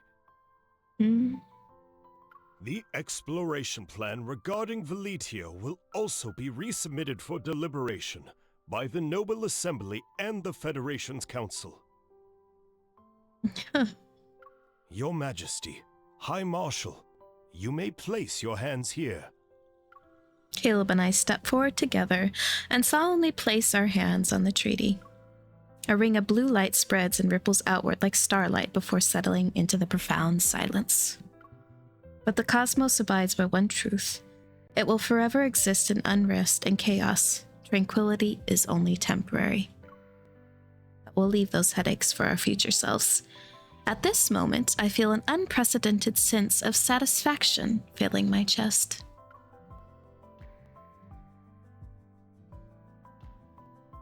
Doesn't this feel like we're exchanging vows? That's what I was thinking before. If I had known, I would have prepared rings. If we exchanged vows, the old guard in the Empire would throw more than just one tantrum. Why didn't you? I would have taken it. Do you care about that? Maybe we'll never be able to stand beside each other in such a way. His voice is quiet, yet it's clear. It feels as if he's directly whispering in my ear. Ever since I was little, I've always accomplished what I set my mind to. Once I've chosen a path, I'll see it through to the end. It doesn't matter how impossible it seems. And when you kissed me for the first time, I was happy. I'm lucky that I have a sweet baby sister. Her heart is just like mine.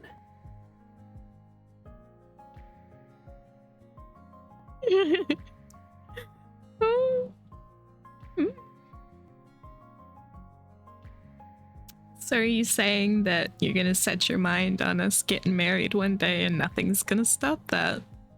You'll burn the galaxy down so you can make me your wife? Actually, that sounds really hot. I'd like that. Can we do that, please?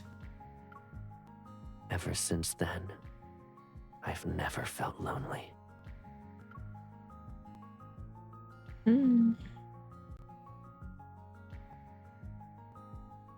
Caleb and I were once opposite ends of the same fuse, but now all of that is behind us. The cosmos will forge ahead, unscathed. In the Empire, Caleb's name no longer symbolizes danger and destruction. Rather, it will be the most gentle, romantic footnote of this era. Caleb, the Federation's High Marshal, and the Emperor's big brother, former Emery, and lifelong beloved, second only to the Cosmic Empire. Someday I think I'll agree to let someone delete that small text in parentheses. After all, the life we'll experience together will be a long one. Oh, that was so good. I didn't see how that could end well. Okay. Interesting. So you can go for the bad ending and kill him right away, I see. Crowning together. Do I have to go through the bad ending? Oh my God. Do I have to?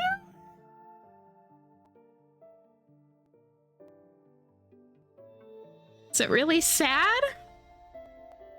That was so good, though. I loved that. Should I go back and do the bad ending? I guess I have to, but I don't want to. There is a bad ending where you... Quick, steal the main... Let's see.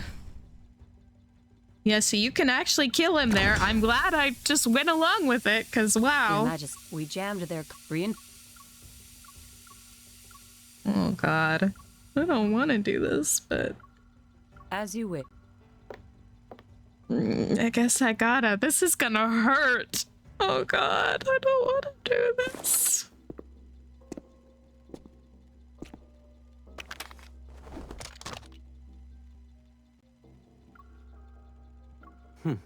Your Majesty hasn't changed a bit. Sorry, Caleb. I want to get this over with. I love you, though. You... Don't hate me. My baby sister.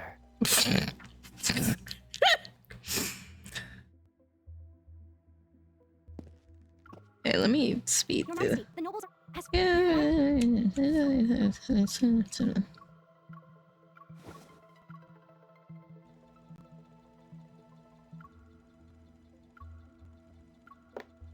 Come on. It was a joke, Your Majesty. Traces... If our... Though... Even your... It's been a long time since we last saw each other after your coronation. I missed you.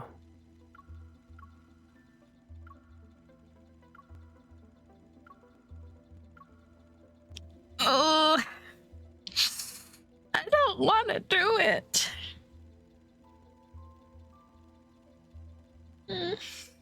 Let's get it over with. Various thoughts swirl through my mind, and at long last I seize the clearest one. Regardless of our circumstances, he's my older brother, so naturally he belongs to me. Rather than let someone else kill him, I'd rather do it myself.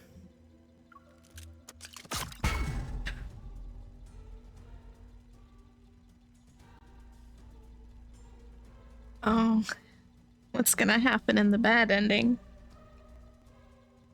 The laser's firearm barrel is knocked away just before the beam is fired. It grazes Caleb's shoulder and strikes the porthole behind him. With an expressionless face, he sheathes his dagger and glances at where his blade cuffed me. I thought you'd be more interested in catching up. The wound isn't deep. In fact, it's more of a warning.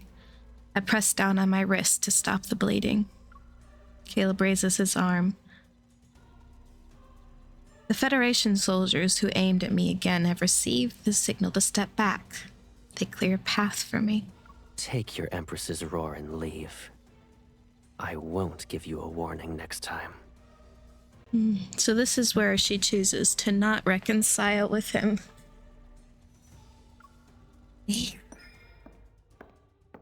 I was young back then. Grand ambitions and confidence could sustain me as I walked this path alone. I turned and left the bridge. I didn't look back, not even once. We broke out once more. It wasn't any different from the wars between the Empire and Federation over the past hundreds of years. Caleb and I, at distant ends of the cosmos, live and die in futility. The heavens can only spin eternally in vain. In cosmic year 649, the meeting between the Empire's Empress, Riley, and Caleb, Federation leader, ultimately ended in discord. They once grew up together in the Imperial court. Separated, they rose to power in two great galaxies to create their own era of prosperity. But as they ruled, the accumulated grievances between the Empire and the Federation failed to be resolved and worsened. They spent their entire lives restraining each other. They never achieved reconciliation. Excerpt from the Star's brief history. Wow, that was a short and sad ending. I really thought that I was gonna kill him there. I'm glad I didn't. But wow, that is... Ouch. Wow. That was really good. That was really, really good. Okay. It was just that short, but I really enjoyed that card. Thank you guys for sticking around and watching that with me. Freaking out over it. But that was so good. The bad ending was kind of just a short to the point kind of one, but I mean, it does show what would have happened. So that's interesting.